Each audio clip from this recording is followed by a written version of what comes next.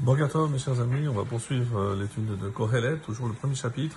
Et on avait introduit ce début du 12e verset en expliquant qu'effectivement, comme d'ailleurs dans Kohelet Rabbah ne va pas manquer de nous le faire remarquer, on aurait dit et plutôt préféré ce verset comme introduction à cet ouvrage, puisque c'est vraiment le début.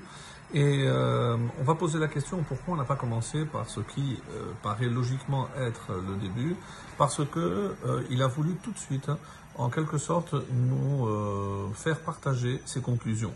Comme c'est marqué, Tamtsit Ripoussav, donc quel était le but de ses recherches, Vehesegav, et qu'est-ce qu'il a atteint, quels ont été finalement les résultats de ces recherches-là. Et si je vous lis donc le début donc de ce verset 12, qui aurait dû être le début, on dit Ani Kohelet Hayiti Melech al Israël Birushalayim. Ani Kohelet, je suis Kohelet, Hayiti Melech, j'étais roi al Israël, en Israël, Birushalayim, à Yerushalayim. Et Kohelet Rabbah dit Amar Rabbi Shmuel bar Rav Nachman, bar Yitzhak, Zaya Raoui leikatev eliot techilat sefer. Voilà ce qu'il aurait dû être normalement le début de ce livre. Vela manirtav kan. Alors pourquoi on a fait le 12e verset, non pas le premier comme introduction? Et la chaîne Mukdam Umuchar Batora, Kohelet Rabbah dit, de toutes les façons, il n'y a pas d'ordre chronologique. Donc ce n'est pas parce que ce verset apparaît là qu'il a été dit ici, peut-être pour d'autres raisons, on l'a déplacé. Et c'est ce que Ratzalomar, qu'est-ce que ça veut dire? Kevan shekan hu mesaper al reshit darko bechipusav. Puisque ici, il va nous faire part de ses recherches. Pourquoi il s'est lancé dans une telle recherche? Veilu bepsukim shekadmu. Mais par contre, les versets qui ont précédé, les versets jusqu'au verset 11 qu'on a déjà commenté, qu'est-ce que c'est? Kvar masar lanu tamtsit ripusav ve hesegav. Il nous a déjà fait partager donc ses conclusions en quelque sorte de cette recherche. Et en quoi consistent ces recherches? C'est la suite, c'est le verset 13 qui dit Venatati et libi lidrosh velatur bachokma.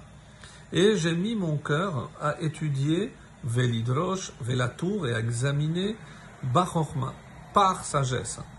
Quoi? Al kol asher naasa tachat hashamayim. Qu'est-ce qu'il voulait analyser, scruter, réfléchir?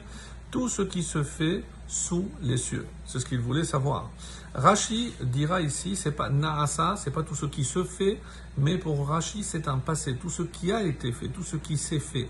C'est-à-dire, il veut analyser, une fois que maintenant on est placé dans le monde, quand j'analyse le monde, donc à quoi je dois réfléchir? Pourquoi le monde a été fait de cette façon-là?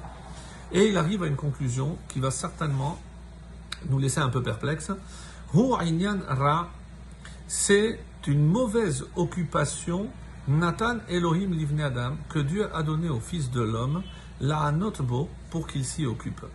Comment peut-il, et c'est sa conclusion, comment peut-il dire que finalement c'est, comme il dit, une mauvaise occupation? Donc ce n'était pas ce que Hachem voulait. Pourquoi c'est une mauvaise occupation? Et les commentaires vont essayer d'analyser donc cette conclusion assez étonnante du roi Salomon. Et l'ouvrage dont j'avais parlé hier de Rabbi Moshe David Wali dit quelque chose d'extrêmement intéressant. Pourquoi c'est Inyan Ra? Pourquoi Inyan Ra? Pour revenir à cette notion qu'il avait déjà développée, à savoir qu'on est ici dans le monde Ha'asiya. Et le monde de la Asiya, le monde de l'action, ce qui va déterminer, c'est évidemment ce que l'homme va faire. C'est pour ça qu'on dit Kolasher Naasa. Naasa, c'est une allusion, d'après ce Rav, au monde de la Asiya, le monde de l'action. Et il dit Nathan Elohim. Pourquoi Elohim? Pourquoi il utilise ce terme de Elohim? C'est Midat Hadin. Dans ce monde, Hachem agit avec l'homme avec Midat Hadin. Donc, et évidemment que l'homme ne peut pas tenir si Hachem nous juge que uniquement par Midat Hadin. Et de quel homme il s'agit? Quels sont les hommes qu'il veut éprouver à travers Midat Hadin? Il dit c'est les tzadikim. Ce monde a été créé pour éprouver les tzadikim. Et si on dit, mais Hachem qui peut scruter, c'est lui qui le dit, si Hachem peut scruter le cœur, il sait déjà ce qu'il y a dans le cœur de l'homme. Pourquoi le mettre à l'épreuve? Et il dit, c'est évidemment ni pour l'homme, ni pour Dieu, qui le sait, mais c'est pour les autres. Pour que les autres apprennent des épreuves des justes, que ce monde a un target, ce monde a une finalité. Donc c'est pour ça qu'on dit Inyan Ra. Pourquoi? Parce que si les gens qui voient ne tirent pas cette conclusion, alors ça ne servira à rien. Et c'est sa conclusion. Verset 14. J'ai vu toutes les œuvres qui se font sous le soleil, et voici, qu'est-ce que c'est?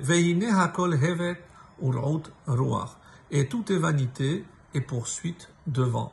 Quand les gens n'ont pas compris quel est le but de la création, quel est le but de l'homme, qu'est-ce qu'ils vont faire? Ils vont poursuivre le vent. Et c'est comme ça qu'il faut lire ce passage. Pas chas shalom que tout ce que Hashem a créé ne sert à rien, mais si je ne comprends pas et je ne scrute pas le pourquoi, le but de cette création, alors évidemment, ce sera une poursuite vaine parce que je courrai après le vent. Excellente journée à tous.